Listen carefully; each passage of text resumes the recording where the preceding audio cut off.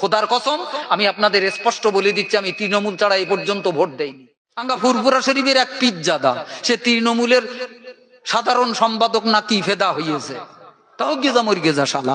দিকে ভারতবর্ষের গদিতে মোদির মতো শয়তানটা বসে আমার জাতিটার রক্ত চুষে খাবার ষড়যন্ত্রে লিপ্ত।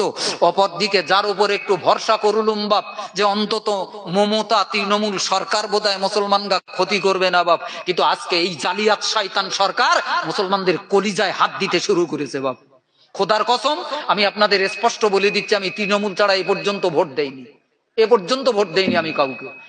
কিন্তু আজকে বিকল্প ভাবছি, আজকে মুসলমানদেরকেও বলছি যে আমার মুসলমানদের ক্ষতি করবে, যে জাতির অস্তিত্ব নিয়ে টানাটানি করবে, মুসলমানদের স্বার্থ নিয়ে বিকিয়ে দেবে, সে যত বড় আমার দিলের আপন সরকার মনে করি না কেন, তার বুকে লাথি মারতে যেন আমার সময় না লাগে, তাহলে আমি মুসলমান হতে পারবো।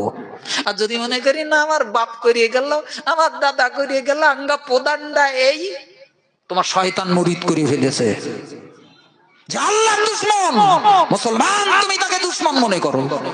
যেমন নবীর দুশমন, যেমন যত আপন হোক, যত আত্মীয় হোক, যত নিকট হোক, এক মুহূর্ত তার জন্য আমার কলিজায় মায়া নেই। স্পষ্ট কথা আমার।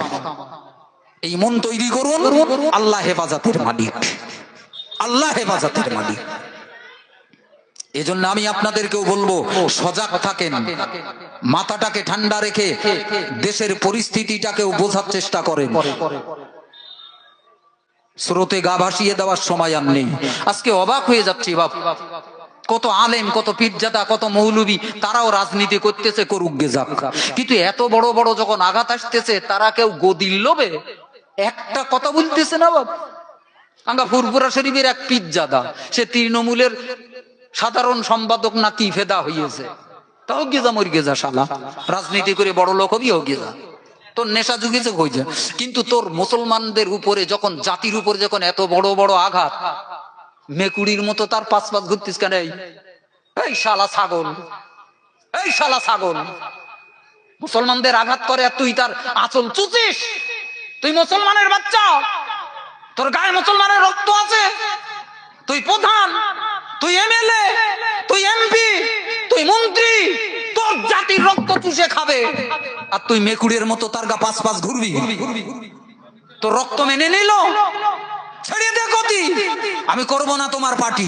মুসলমান আজকে যারা আজকে তৃণমূলীর নেতা আছে, যদি এক বাক্যে বলে, এমএলএ যে কটা আছে, এমপি যে কটা আছে, মন্ত্রী সিদ্দিকুল্লাহর মতো মাওলানা সিদ্দিকুল্লাহ মন্ত্রী হইয়াছে, একটা কথা বলতে না বাবা, কি সর্বনাশে দেশে সাধারণ মানুষের কি বলবো। এজন্য আপনাদের চালাক হতে হবে বাপ, সজাগ হতে হবে, অতি সজাগ হতে হবে, নচেত দেশের মুসলমানদের অস্তিত্বের টানাটানির এই ঝড়ে অনেক কিছুই হারিয়ে যাবে বাপ।